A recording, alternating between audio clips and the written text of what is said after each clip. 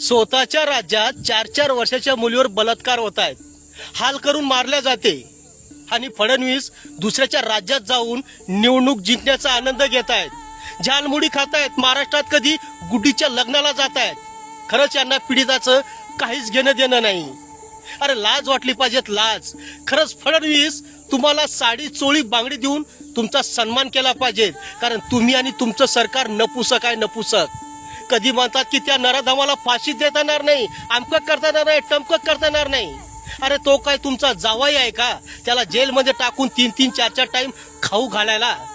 आणि हे आमदार, खासदार, मंत्री, संत्री, बडवे, आरामखोर निवडणुकीच्या वेळेस भले रस्त्यावर उतरून मताची भीक मागतायत, मतदान मागतायत, लोकांच्या पाया पडतायत, पण आता असली घटना घडली तर हे हरामखोर रस्त्यावर पण उतरत नाही का, यांच्या तोंडातून काही शब्द सुद्धा निघत नाही त्या हरामखोराच्या. आणि काय तर मग म्हणतात